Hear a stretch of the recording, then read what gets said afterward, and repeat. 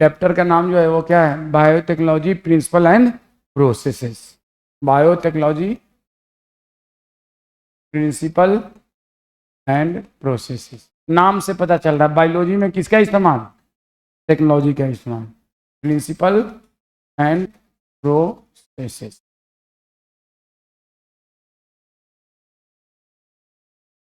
Biotechnology principle and processes. अब देखो इसमें हमने ये क्यों खोला है? आपके बुक में यहाँ पे जो बात दिया हुआ है वो हमारे पीपीटी में नहीं बनाया इन्होंने, इससे भी क्वेश्चन आता है। इसमें क्या लिखा है? How biotechnology evolve. पहले बात ये बताओ टेक्नोलॉजी क्या है? What is technology? मतलब टेक्नोलॉजी आप लोग 3 बार सुनते हो कि टेक्नोलॉजी टेक्नोलॉजी टेक्नोलॉजी, टेक्निकल दुनिया हो गया हुआ है, टेक्नोलॉजी का जमाना है। What is technology? हाँ बताओ, कोई भी डिफाइन करेगा व्हाट इज टेक्नोलॉजी? टेक्नोलॉजी क्या है? हाँ बोलो। आप लोग दिन रात सुनते हो, बोलते हो अरे भाई साहब क्या टेक्नोलॉजी है। तो टेक्नोलॉजी का मतलब क्या है? What is technology? What is definition of technology? Anyone बोलो। किसने तुम्हारे सर पे डंडा मारा है? यहाँ तू व्हाट इज टेक्नोलॉजी किसने मारा है? स्कूल में? हाँ अच्छा, आपने अपने से ये डंडा उठाई, अपने से मार ली, ठीक है ना। चलो बताओ व्हाट इज टेक्नोलॉजी। इतना गुस्सा मत करो, आज की जनरेशन बहुत गुस्सा करती है, कुछ भी कर सकती है, 1 मिनट में सुसाइड करने को तैयार हो जाती है। हाँ तो अपना ज़िंदगी ये क्यों ख़राब करना है यार, मत डंडा मारा करो अपने आप को। हाँ बोलो टेक्नोलॉजी क्या है? आप आज से किसी 200 साल पहले दुनिया में टेक्नोलॉजी था? 200-300 नहीं था, अब आ गया। टेक्नोलॉजी का मतलब क्या है? हर वो चीज़ जो इंसान के लाइफ को कंफर्ट पहुंचाए वो है टेक्नोलॉजी। चीज़ों को आसान कर दे वो है टेक्नोलॉजी। जैसे आपने यूट्यूब पे देखा होगा कि मिस्र का पिरामिड जो बना है उसमें पता नहीं कौन से टेक्नोलॉजी का इस्तेमाल हुआ है कि एक एक पत्थर का जो उसमें इस्तेमाल हुआ है उसका 200 से 500 किलो वजन है, और उतना ऊंचा ऊंचा पिरामिड को उतना ऊंचाई पर उस जमाने में जबकि कोई क्रेन नहीं था, कुछ नहीं था, कैसे उतना उतना ऊंचाई पर रख दिया? किस चीज़ से उठा के रखा होगा इंसान ने? तो पता नहीं उस जमाने में कौन सा टेक्नोलॉजी रहा होगा। अब तो टेक्नोलॉजी हम क्रेन से उठा के रख देंगे, पहले नहीं रहा होगा। तो टेक्नोलॉजी का मतलब होता है हर वो चीज़ जो इंसान के लिए आसान कर दे उसको हम क्या कहते हैं? टेक्नोलॉजी। और टेक्नोलॉजी कोई आज की चीज़ नहीं है। पहिया का जब बना ना पहली बार तब टेक्नोलॉजी का डेवलपमेंट हो गया। पहिया से क्या हुआ? आप कोई भी चीज़ को आसानी से पहिया के ऊपर में दो लगा के आसानी से कैरी कर सकते हो, दैट इज अ टेक्नोलॉजी। तो टेक्नोलॉजी का मतलब ये नहीं कि आज ही टेक्नोलॉजी है। टेक्नोलॉजी जो ना जब ह्यूमन सिविलाइजेशन का डेवलपमेंट हुआ तब से टेक्नोलॉजी का इवोल्यूशन हुआ। तब से किसका इवोल्यूशन हुआ? टेक्नोलॉजी का। अब बायोलॉजिकल थिंग्स में टेक्नोलॉजी का इस्तेमाल। अब टेक्नोलॉजी का मतलब यहाँ पे क्या है? ये नहीं कि हाँ ये कंप्यूटर में ये चिप लग गया तो वही टेक्नोलॉजी है, या डिजिटल बोर्ड ही टेक्नोलॉजी है। टेक्नोलॉजी का मतलब बायोलॉजिकल थिंग में। अब दूध बहुत पहले से इस्तेमाल इंसान कर रहा है, कृष्ण भगवान के ज़माने से। कृष्ण भगवान के ज़माने से ही दूध से मक्खन बनाया जा रहा है, मक्खन चोर कहा जाता है ना कृष्ण भगवान को। तो ये दूध से मक्खन बनाना मतलब टेस्टी चीज़ बनाना, तो ये क्या है? What is this is the technology, biological technology, जिससे इंसान को थोड़ा सा मजेदार खाना मिल गया। चीज़ों को, दूध को ज़्यादा दिन तक आप स्टोर नहीं कर सकते, मक्खन को ज़्यादा दिन तक स्टोर कर सकते हैं, तो ये भी टेक्नोलॉजी, ये भी। लेकिन ये इसमें बायोलॉजी में आपने आसानी पैदा कर दिया, लिविंग चीज में या लिविंग बीइंग के प्रोडक्ट में आसानी कर दिया। अब हमारे गांव में एक भैंसा है, बगल वाले गांव में एक भैंसी है, वो भैंसिया बहुत दूध देती है, वो भैंसा जो है बहुत ताकतवर है और वो बीमारी नहीं पड़ता है। अब पता चल गया दोनों गाँव के जो सरपंच है कि हमारे गाँव की भैंस ऐसी है, उस गाँव का भैंसा ऐसा है। अब अगला वाला जनरेशन बहुत अच्छा हो, इन दोनों का फीचर आ जाए, तो दोनों भैंसा भैंसी का मिलन करा दिया। ये भी टेक्नोलॉजी, ताकि अच्छा बच्चा पैदा हो। तो ये भी आसान कर दिया, ह्यूमन के कंफर्ट में आसानी किया, ह्यूमन को आसानी बताई, ये भी टेक्नोलॉजी। तो ये कहलाता है ट्रेडिशनल बायोटेक्नोलॉजी। और आज के डेट में बायोटेक्नोलॉजी के 2 सेगमेंट हैं, एक है ट्रेडिशनल बायोटेक्नोलॉजी और एक है मॉडर्न बायोटेक्नोलॉजी। अब मॉडर्न बायोटेक्नोलॉजी में क्या है? हमने क्या किया? ओवा को निकाला, इसमें स्पर्म इंजेक्शन से घुसेड़ दिया। Modern biotechnology.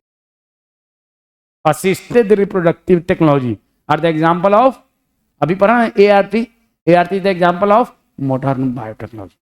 इसमें से आज से 100 साल पहले कहा जाता अरे उसका स्पर्म रहेगा, उधर का वो ओवा रहेगा, यहाँ टेस्टिस में फर्टिलाइज जाएगा, किसी दूसरे औरत में उसको डाल दिया जाएगा, बच्चा वहां बन जाएगा।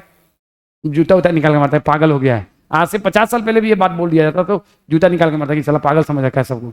क्या क्या बके जा रहा है, लेकिन आज पॉसिबल है कि नहीं। तो this is the modern biotechnology. जब मॉडर्न टूल्स एंड टेक्निक्स का इस्तेमाल हो तो उसको हम क्या कहते हैं, मॉडर्न बायोटेक्नोलॉजी। देखो, तो बायोटेक्नोलॉजी के दो एस्पेक्ट है। बायोटेक्नोलॉजी के कितने एस्पेक्ट हैं, दो। अभी डेफिनेशन में लिखवाऊंगा, इसके दो भाग हैं, एक है ट्रेडिशनल बायोटेक्नोलॉजी और दूसरा है मॉडर्न बायोटेक्नोलॉजी। और मॉडर्न बायोटेक्नोलॉजी में फर्दर दो एस्पेक्ट है।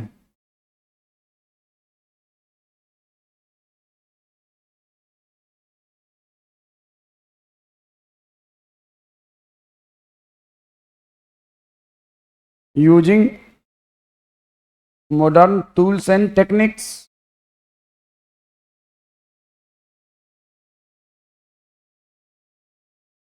Without gene manipulation. Gene manipulation क्या होता है बताएंगे, जीन मैनिपुलेशन। और दूसरा है using modern tools and techniques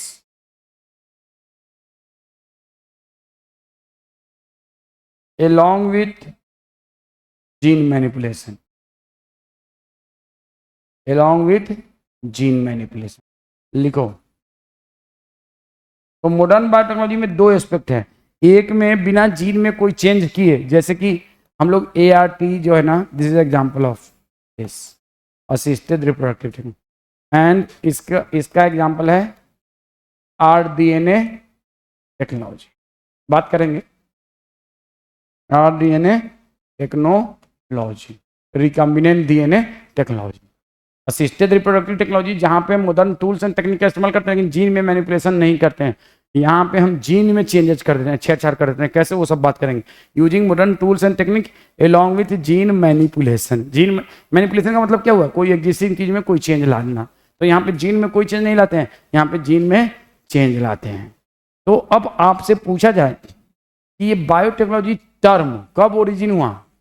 the term biotechnology originated in 20th century, आपके बुक में है। The term biotechnology originated in which century, 20th century. तो आपको इससे पहले कि कुछ और बात जाननी है, आपको ये लिखना है the word the term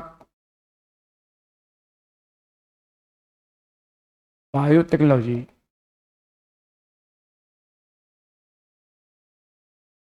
originated in 20th century।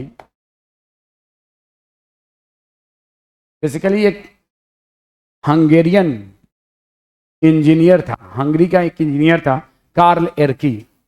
कौन सा एर्की, कार्ल एर्की। इंजीनियरिंग का इस जमाने में जो हाल है ना, उस जमाने में भी वही हाल था 1900 में। भाई किसी के घर में कोई मम्मी पापा भाई भाई इंजीनियर तो बुरा मत मानना, मोहित सर को मत बताना, मतलब ये सिर्फ फन के लिए बता रहा हूँ। तो एक हंगेरियन इंजीनियर था जिसका नाम था कार्ल एर्की। तो वो इंजीनियरिंग का जॉब करता था, लेकिन उससे उसका घर बार नहीं चल पा रहा था, तो सुअर पालता था वो। हंगरी में क्या करता था, सुअर, वहाँ पे लोग सुअर खाते हैं, तो वो सुअर पालता था कि एडिशनल खर्च का बर्डन। तो उस चूंकि था तो इंजीनियर, तो उसने सुअर पालने में इंजीनियरिंग का दिमाग लगाया और ऐसे ऐसे सुअर का बनाया, सुअरिन और सुअरन को मिला के। भाई दोनों मेल सुअर को क्या कहेंगे, फीमेल सुअर को क्या कहेंगे, तो सुअरन सुअरिन को मिला के ऐसे ऐसे बढ़िया बढ़िया सुअर बनाया जो बहुत लार्ज स्केल पे पिक का प्रोडक्शन कराया उन्होंने। इसका इस्तेमाल करके, दिमाग का इस्तेमाल करके, टेक्नोलॉजी का इस्तेमाल करके, आर्टिफिशियल इंसेमिनेशन वगैरह करा के।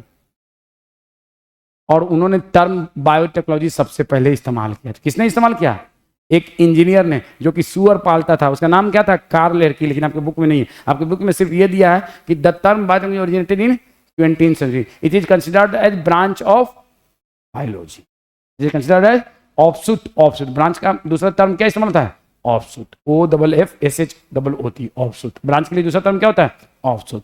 अब देखो, तो ये जो बायोटेक्नोलॉजी का वो इवोल्यूशन ऐसा नहीं कि आज हुआ। भाई बायोटेक्नोलॉजी का इवोल्यूशन क्यों हुआ, इंसान को कंफर्ट पहुंचाने के लिए और इंसान को आसानी पहुंचाने के लिए।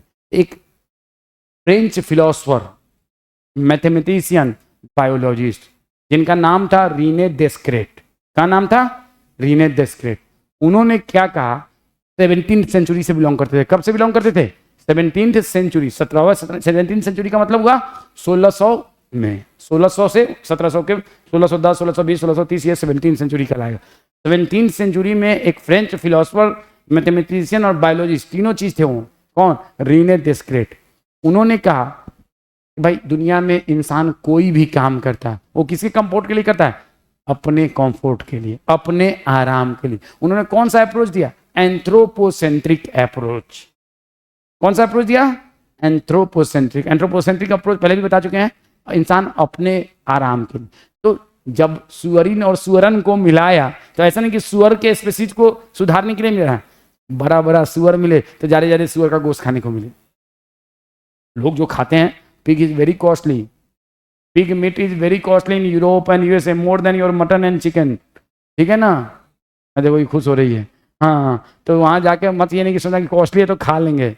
हाँ, अपना मन है।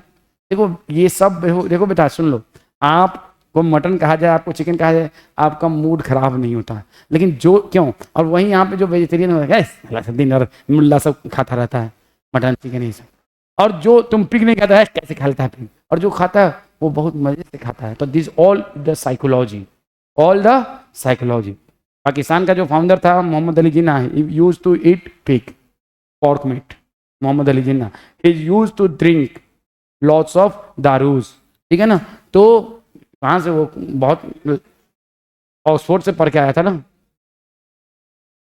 तो ever since the day of René Descartes, the French philosopher mathematician of 17th, all human knowledge, especially natural science, directed to develop the technology which add to creature comfort of human and also value of women. The whole approach to understanding natural phenomena became anthropocentric। तो समझ में आया anthropocentric का मतलब?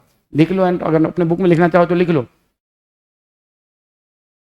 Anthropocentric मतलब देखो, मुझे जहां तक ध्यान है, एक बात है ना कि अल्लाह ने कहा है ना कि हमने दुनिया में सब कुछ इंसान के लिए बनाया है। ये बात अल्लाह ने कर रखा है। सब कुछ किसके लिए बनाया है? इंसान के लिए बनाया है। दुनिया में सब कुछ अशरफुल मखलूकात, इंसान को अल्लाह ने क्या कहा? अशरफुल। और दुनिया में जो कुछ भी बनाया गया वो इंसान के लिए बनाया गया। That is the anthropocentric. तो और इंसान कुछ भी काम करता है वो सिर्फ अपने फायदे के लिए करता है, दूसरे स्पीशीज के फायदे के लिए नहीं करता। तो इसको कौन सा अप्रोच कहते हैं? Anthropocentric approach. मतलब अप्रोच का स्पेलिंग क्या होता है रे? APROACH ऐसे ही कुछ होता है। All the things for done by human for welfare of human, for welfare of human। तो एक क्वेश्चन इसमें से ये आ सकता है कि रीने देस्क्रेट साहब कहाँ के थे? फ्रांस के थे। वो और क्या थे? तो वो फिलोसफर भी थे, मैथमेटिशियन भी थे, बायोलॉजी भी थे। वो किस सेंचुरी से बिलोंग करते थे? 17th सेंचुरी से। किस सेंचुरी से बिलोंग करते थे? 17। और एंथ्रोपोसेंट्रिक अप्रोच को किसने दिया? रीने देस्क्रेट ने दिया। तो 4 क्वेश्चन बन सकते हैं। क्या क्या? उनका रीने देस्क्रेट साहब कहाँ के थे? फ्रांस के थे। रीने देस्क्रेट साहब क्या थे? तो फिलोसफर भी थे, मैथमेटिशियन भी थे, बायोलॉजिस्ट भी थे। रीने देस्क्रेट साहब ने अपनी जो एंथ्रोपोसेंट्रिक अप्रोच दिया किस सेंचुरी में दिया? 17th century. कोई दिक्कत? तो अब देखो, आपको क्या लगता है इंसान जो है ना फिजिक्स एंड केमिस्ट्री का इस्तेमाल अपने कंफर्ट के लिए किया? आप इस क्लास में देख रहे हो किसका इस्तेमाल दिख रहा है? Physics and chemistry. ये सारे इलेक्ट्रिसिटी वगैरह सब एसी फैसी किसका इस्तेमाल है? फिजिक्स का। लेकिन इसमें जो करंट फ्लो हो रहा है, बैटरी से जो करंट जनरेट हो रहा है वो किसका इस्तेमाल है? केमिस्ट्री। तो फिजिक्स एंड केमिस्ट्री का इंसान ने पहिया बनाया, किसका इस्तेमाल हुआ? फिजिक्स का। पहिया में टायर लगाया, किसका इस्तेमाल हुआ? टायर, केमिस्ट्री का। तो फिजिक्स और केमिस्ट्री का इंसान इस्तेमाल अपने फायदे के लिए बहुत पहले से करता रहा, in compare to biology. In compare बाद में इंसान को लगा अच्छा है ये वाला स्पीशीज बढ़िया है, ये वाला स्पीशीज बढ़िया है, इन दोनों को क्रॉस मीटिंग करा के एक नया हाइब्रिड स्पीशीज बना लो या हाइब्रिड सब स्पीशीज बना लो। तो इसीलिए हमारे बुक में लिखता है कि इंसान फिजिक्स और केमिस्ट्री का इस्तेमाल बहुत पहले से करता आ रहा है। बाद में इंसान को एहसास हुआ कि बायोलॉजी का भी इस्तेमाल हम अपने फायदे के लिए कर सकते हैं। कैसे? तो दारू बना के, ब्रेड बना के, घी बना के, चीज बना के, मक्खन बना के, अब बाद में और भी बहुत कुछ बनाया। अब तो इंसान बायोलॉजी का इस्तेमाल, तो इसीलिए आपके बुक में लिखता है Physics and chemistry gave rise to engineering, technology and industry which all work for human comfort and the major utility of biological is। अब देखो तरह तरह के फूड बनाए हैं। अब आपको याद करो, हमने बताया था हमारा पॉपुलेशन एक्सप्लोजन हुआ कब हुआ? 50s 60s के दौरान। जब क्यों हुआ? मेडिकल फैसिलिटीज की वजह से और दूसरा लिविंग कंडीशन के इंप्रूवमेंट से। तो पॉपुलेशन बहुत तेजी से बढ़ा, उसी तेजी से हमारा फूड प्रोडक्शन भी बढ़ा। क्यों बढ़ा? बिकॉज ऑफ ग्रीन रिवोल्यूशन और उसके वजह because of biotechnological revolution. Green revolution की वजह से इंडिया में फूड का प्रोडक्शन कितना टाइम बढ़ा? 3 टाइम। और जब बायोटेक्नोलॉजिकल रिवोल्यूशन हुआ तो कई टाइम बढ़ गया। तो बायोटेक्नोलॉजिकल रिवोल्यूशन से खाली फूड का क्वांटिटी में ही इंप्रूवमेंट नहीं हुआ। मान लो पहले ग्रीन रिवोल्यूशन के बाद मान लो इंडिया में 100 किलो अनाज होता था, ग्रीन रिवोल्यूशन के बाद कितना किलो हो गया? 300 किलो। और जब बायोटेक्नोलॉजिकल रिवोल्यूशन हुआ तो कितना हुआ? 900 1000 किलो। और खाली फूड के क्वांटिटी में ही इंप्रूव नहीं हुआ, क्वालिटी में भी इंप्रूवमेंट हुआ। मैं एक लाइव एग्जांपल बताता हूँ जो आपके बुक में भी शायद दिया हुआ है, मुझे ध्यान है। हम लोग जब छोटे थे, आज से करीब 30-35 साल पहले बात बता रहा हूँ, 30 साल करीब, तो 30-35 साल पहले की बात बता रहा हूँ। जब मैं टाइम हो गया क्या? अभी है ना? तो 30-35 साल पहले तो हमारे घर में मैक्सिमम जो अक्सर नौकर रहते थे, तो मैक्सिमम लोग जितने भी नौकर थे सबको नाइट ब्लाइंडनेस हुआ करता था। अब आपको शायद नाइट ब्लाइंडनेस का एक भी पेशेंट देखने को नहीं मिलेगा, बहुत कम। क्यों? पहले इतना नाइट ब्लाइंडनेस क्यों होता है? तो देखो, जो गरीब लोग हैं जिनका सोशियो इकोनॉमिक स्टेटस बहुत पुअर है, वो जनरली ऐसे फूड खाते हैं जिनमें विटामिन ए बहुत कम होता है। और विटामिन ए की कमी से क्या होता है? Night blind. तो साइंटिस्ट ने क्या किया? अब गरीब लोग मोस्टली चावल खाते हैं, मोस्टली रोटी खाते हैं, तो साइंटिस्ट ने क्या ऐसे चावल बनाया जो ज़्यादा अमाउंट में प्रोड्यूस भी हो और साथ में उसमें विटामिन ए भी, बायोटेक्नोलॉजी के जरिए विटामिन ए का प्रोडक्शन भी उसके अंदर होना शुरू हो गया। तब उस चावल को खा के नाइट ब्लाइंडनेस नहीं हो रहा है। तो क्वालिटी ऑफ फूड में भी इंप्रूवमेंट हुआ और क्वांटिटी ऑफ फूड में भी इंप्रूवमेंट हुआ। किसकी वजह से? क्योंकि हमने चावल में एक ऐसा जीन डाल दिया है बायोटेक्नोलॉजी के जरिए जो विटामिन ए चावल के अंदर पैदा करता है। क्या पता है? उसको कहते हैं गोल्डन राइस। पढ़ाएंगे गोल्डन राइस। और गोल्डन राइस है vitamin, loss of vitamin A. पहले राइस में नहीं होता था, हमने क्या किया? उसमें जीन डाला, किसका? विटामिन ए प्रोडक्शन का। तो आपके बुक में लिख रहा है the major as a source of food biotechnology the 20th century offshoot का मतलब branch of modern biology change our as produce qualitative, कौन सा? Qualitative improvement in food production.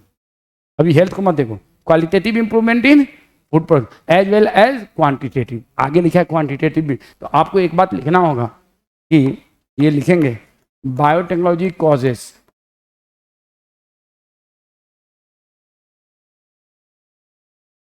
ये आगे लिखा हुआ है तो आपको यही लिखना है qualitative and quantitative improvement in क्या? Food production.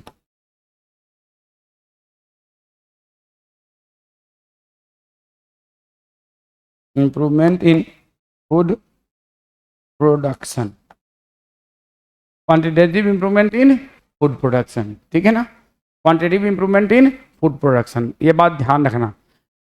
अब देखो, बायोटेक्नोलॉजी के जरिए सुन लो, पहले वैक्सीन का नाम सुना है ना? वैक्सीन तो सुना होगा सबने, सबको लगा भी होगा वैक्सीन। अभी कोविड-19 का वैक्सीन लगा है ना आप सबको? कोविशील्ड या कोवैक्सीन।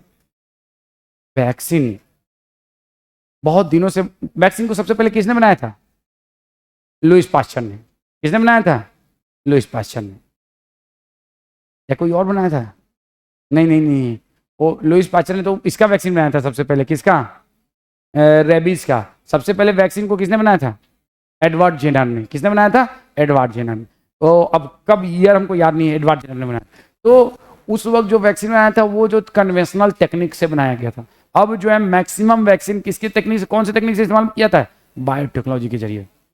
और this vaccine is much more effective, much more effective and much more safe in compare to conventional vaccine. तो जो वैक्सीन पहले कम सेफ था और कम इफेक्टिव था, अब ज्यादा सेफ और ज्यादा इफेक्टिव हो गया। तो qualitative improvement in medical science हुआ कि नहीं हुआ? बायोटेक्नोलॉजी के जरिए खाली वैक्सीन ही नहीं बनाया था। आपने इंसुलिन का नाम सुना है ना? किसी को डायबिटीज मेलाइटस हो जाता है तो उसको इंसुलिन का इंजेक्शन लिया जाता है। इंसुलिन पहले सुअर बहुत आएगा, सुअर के पैंक्रियाज से निकाल के पेशेंट को दिया जाता था। अब इंसुलिन सुअर के पैंक्रियाज से नहीं निकाला था, अब इंसुलिन जो है ना बायोटेक्नोलॉजी के जरिए बनाया जाता है। और जो बायोटेक्नोलॉजी के जो इंसुलिन बनाया जाता है that is much better, far better in compare to the insulin of सुअर और काऊ और इंसुलिन ऑफ बुफेलो। तो इसलिए बायोटेक्नोलॉजी क्या किया? Also make the improvement in medical science, also make the improvement in और qualitative improvement in medical science. इसीलिए आपके बुक में लिखता है कि offshoot of modern biology change our daily life as product brought qualitative improvement in health and food production में quantity भी the basic biotechnology process and some. अब यहाँ पे इसके आगे ये साइंस, ये इंसान को देखो, ये इंसान जो है ना तुमको पूरा बायोटेक्नोलॉजी पढ़ने के लिए मजबूर करता है। He is known as Herbert Boyer. Herbert Boyer, Herbert Boyer साहब के लिए आपको इनको 6 और 3 दो वर्ड से बहुत प्यार था। 6 और 3 दो डिजिट से इनको बहुत प्यार था। ये इसीलिए 1936 में पैदा हुए। 1963 में इन्होंने ग्रेजुएशन किया, 1966 में इन्होंने मास्टर किया और प्रोफेसरशिप लिए। 1969 में इन्होंने रेस्ट्रिक्शन इंडोन्यूक्लियेज का प्रॉपर्टी को डिस्कस किया और 1972 में इन्होंने फर्स्ट रिकम्बिनेंट डीएनए बनाया। अब सब में 3-3 ऐड करो तो एक 36 को याद रखो, 3-3 ऐड करते जाओ, ये सारे ईयर इसमें हैं, आपको याद हो जाएगा। 1936 में जन्म लिए, 63 में ग्रेजुएशन किया, 66 में मास्टर कंप्लीट किया, प्रोफेसर बने। 69 में इन्होंने एक एंजाइम का डिस्कस किया, प्रॉपर्टी को डिस्कस किया, रेस्ट्रिक्शन इंडोन्यूक्लियेज, और 1972 में फर्स्ट रिकम्बिनेंट डीएनए बनाया विद द हेल्प ऑफ। तो सब में 3-3 याद करो तो याद रहेगा। अपने बुक में लिख लो 36, 63, 66, 69, 72। पूछा जा सकता है, ईयर पूछा जा सकता है, पूछा जाता भी है, नीट में पूछा जाता है, एनसीईआरटी के ईयर्स वगैरह पे कभी कभी। और ये तो इनका तो 3-3 से बहुत ज़्यादा लंबा प्यार है। तो देखो, बर्थ किनका? हर्बर्ट बोयर का। ग्रेजुएशन किनका? हर्बर्ट बोयर का। मास्टर एंड प्रोफेसरशिप किनका? हर्बर्ट बोयर का। प्रोफेसर बन गए।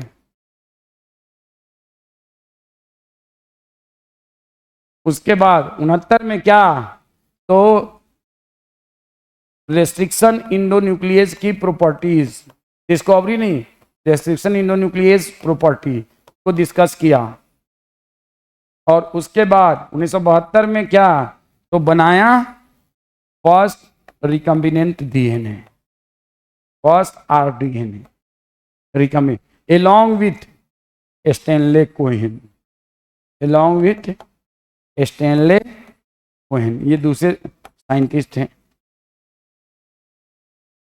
अब देखो, ये जन्म कहाँ लिया? पेंसिल्वानिया यूएसए में। कहाँ पे? पेंसिल्वानिया यूएसए में। अब जहाँ पे इन्होंने जन्म लिया 1936 में, ये बताओ इंडस्ट्रियल रिवोल्यूशन, तुम लोगों ने हिस्ट्री पढ़ा होगा, इंडस्ट्रियल रिवोल्यूशन इंडिया में कब आया था? इंडिया में नहीं, सॉरी, वर्ल्ड में 19 सेंचुरी के लास्ट में, 1890 में, जब जेम्स, क्या नाम था जिन्होंने स्टीम इंजन बनाया था, क्या नाम था उनका? James Watt. स्टीम इंजन उन्होंने नहीं बनाया था ना, उसी के बाद इंडस्ट्रियल रिवोल्यूशन आया। तो 1890 के, मतलब 19 सेंचुरी के लास्ट में आया। तो उस वक्त तक इंडस्ट्रियल रिवोल्यूशन आ चुका था जब ये दुनिया में आए। तो उस वक्त सब लोग, आज के डेट में अभी किस चीज का रिवोल्यूशन चल रहा है? Artificial intelligence. बहुत ज्यादा रिसर्च हो रहा है इस पे, billions of dollars different countries खर्च कर रही है। किस पे? आर्टिफिशियल इंटेलिजेंस पे। भी आर्टिफिशियल इंटेलिजेंस का में रिवोल्यूशन आने वाला है।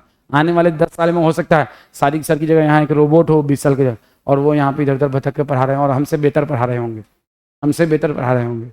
आपकी जगह हो सकता है स्टूडेंट नहीं रोबोट हो पढ़ने वाला, सब रोबोट हो, मशीन, इंसान हो ही नहीं। ऐसा पॉसिबल नहीं है, लेकिन एक हाइपोथेटिकल हो सकता है, किया जा सकता है। मालूम है आपका कौन दुनिया का richest? Elon Musk. His investing billions and billions of dollar over the artificial intelligence. ठीक है ना, उसका सपना है आर्टिफिशियल इंटेलिजेंस, मशीन से ही उसको प्यार है। ठीक है ना पूरा।